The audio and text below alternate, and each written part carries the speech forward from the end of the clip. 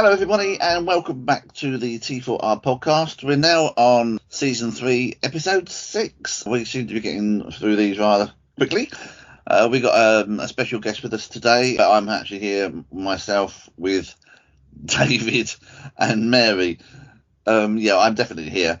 So I'll let them introduce themselves now. David. Thank you, John. Eloquent as always. Hello, everybody. Welcome to the podcast again. Lovely to see you all. And over to Mary.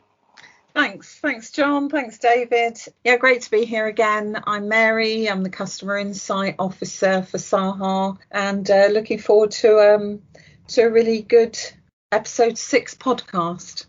Yes, hopefully that will all go according to plan. Yeah. So we do have our special guest here today, Karen. Karen, could you introduce yourself basically, and what is your job title? Okay, my name's Karen Niche, and I work as a housing officer, and I'm responsible for the Northwest. Thank you, Mary. Over to you. Yeah, sure. I thought maybe it would be a good idea to start with a reminder about what these podcasts are based on, which is transforming lives. So transforming lives is part of Saha's mission. And so the whole statement is to transform lives by providing solutions to homelessness and enabling people to develop and achieve their full potential. And hopefully that runs through everything and every department within Saha, but we'll be mainly focusing on that today. Yeah, so I'm going to hand over to David to ask Karen a few questions, some of them being about transforming lives, I suspect. Thank you very much, Mary. Welcome, Karen, to our podcast. Lovely to see you today. Thank you. Okay, because the series of podcasts is talking about transforming lives, can you tell us how Saha's mission statement is impacted upon yourself and those people that you provide your service for? It's impacting upon myself because I see myself in helping individuals in empowering themselves to sustain the tenancies, obviously giving them the tools, obviously to have the property to sustain it, and obviously to build a better environment. That's lovely. How is it working from home? Because I'm going to make a big assumption here that you are actually working from home. How's that impacting upon how you deliver and what you deliver to people? Okay, working from home, I found I've never worked from home before until we were in this pandemic. It can be isolating. Obviously, we do still provide the same level of service as best as we can. The only thing is that face-to-face contact with the residents. That's something that I do miss on that sense. But working from home, I'm able to manage and also to do the same level of work as if I was doing in the office. Yeah, okay. Has anybody come back to you, one of the residents or somebody else and said, well, actually working from home is not really very good because you're not sort of providing. Is that true, or am I completely wrong? We have had quite a few feedbacks when we do welfare calls to tenants. And they do say, obviously, it's not the same because they're not able to have the normal resident involvement events on scheme like they normally would have. That's like a social event for themselves. So, yes, they do say that. And obviously, like I said, we provide the welfare calls to them.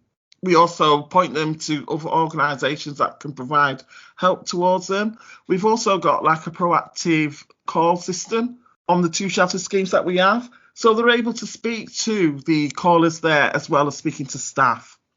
Oh, that's great. It's good, I think, to keep in contact with people. And obviously, one of the things that we hear regularly on the media is people's mental welfare is paramount. And I know Saha take it very seriously. So I know you do as well. I'll just ask you another question. If you could make one change within your work or what you do or service that you provide, what would that change actually be? To have more finance. There's quite a few projects. There's a scheme that I manage at the moment. And obviously, if we had more finance, I could obviously put things in place to sort of like avoid like bulk rubbish being tipped on by fly tippers. That would be the main thing, was there more finance to provide things, better things in place for residents. Yeah, okay. I mean, one of the things that is upmost at the moment, coming from the recent government white paper on housing, etc., is antisocial behaviour. Have you found that that's actually increased over the pandemic period? Yes, I have. I've got over 20 cases open at the moment. I think, obviously, given the situation that we're in, people are more aware of noises because, obviously, with that pandemic, you were out, so you weren't noticing noises. So we have got an increase in ASB cases, and they're not serious cases. Like I said, most of them are noise issues. Yeah, that seems to be the case from some recent information that I've been looking into. And I'll probably throw this one at you. It's not a curveball, I assure you, but if you could ask residents to actually help you in your service or what you provide, what would you ask them to do? To look out for each other.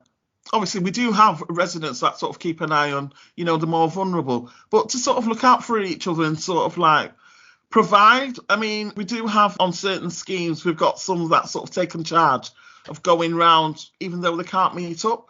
They'll go and provide like a meal service, like a takeaway on a Friday night, but not in groups. They'll buy the takeaway and obviously deliver it to individual properties. So Well, that sounds really good, yeah. Yeah, it's really just to look out for each other. Lovely. Excellent. Okay, so last question from me then is, what's the best part of your role? What do you really like? The people.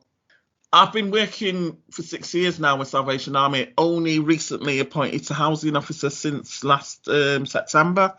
And it's been the people, to tell you the truth, that I've really enjoyed working with. Obviously, seeing them transform, being independent and also getting jobs and obviously taking care of their community. And that's I found that very empowering. Well, that's fantastic. Thank you very much. Well, it's lovely for you to share your thoughts with us. I'm just going to hand you back over to Mary. Have you got any questions? I was just going to ask Karen if she would be kind enough to remind everybody how they would get hold of her now, should they need to, bearing in mind that she's working from home. So that was the one thing I wanted to ask. Is that in general? Do you mean? Yeah, just if I'm, if I'm at home and I need to get hold of my housing officer, Right. how am I doing that now? Right, you do that through the contact centre. Okay. The That's 0800 970 6363 number. They'll either send me an email or put the call straight through, depending if I'm in training or doing a sign up. But that's the way that tenants can contact me, or sending an email to the info link line, info@saha.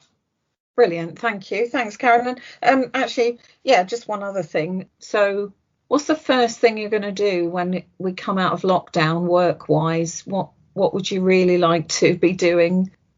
I think walking around the schemes and going to meet some of the residents, because like I said, I'm fairly new on this, so I've not actually sort of ventured out on some of the schemes that I'm managing.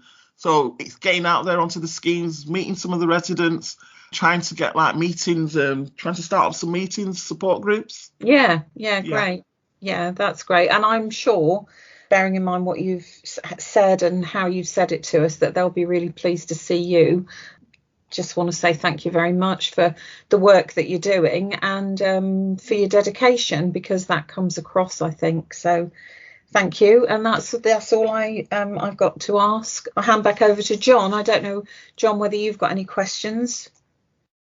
Yeah, I have a quick question to ask of Karen.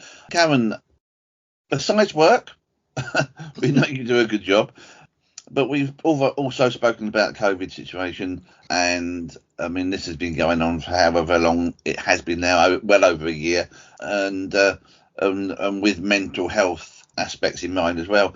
Outside of work, how do you keep yourself busy? How do you keep yourself entertained, basically? Do you have any pastime hobbies that get you through the quiet moments? Oh, yes. I go for walks. I also got a garden that my mum used to be a very keen gardener. So this year I'm sort of like doing a tribute in respect of my mum. I'm trying to do like a vegetable patch and roses, and a flower garden. So I've got a project doing that at the moment, and I'm also sometimes I renovate furniture, old furniture and paint them up. I've been doing that as a little pastime. Is that like a shabby chic thing? Yeah, Yeah. that's right. Yeah, I've got friends that have done that in the past as well. You're turning things from basically throw out to fresh use. Yeah, a fresh restoration, a fresh lease of life. And I find it quite therapeutic, from work, obviously, when you put work away and it's something different to do. And I also do quite a bit of baking as well. Yeah, I try to do art and crafty sort of stuff, which I think a lot of people do well at second doors. But sometimes it's difficult finding things that you actually want to do. Correct. Doing it, it has to be worthwhile, obviously. Well, thank you for that. I think we've come to the end of this particular podcast. I'll just ask David and Mary once more, is there anything else you want to add? Nothing from me, John, thank you. No, nothing from me either, thanks, John. Okay, well, thank you very much, Karen, for coming along today. We're going to say our goodbyes now, so it's goodbye from me. And goodbye from me. See you next time. And cheerio, everybody. Thank you. Thank you very much. Goodbye. Bye.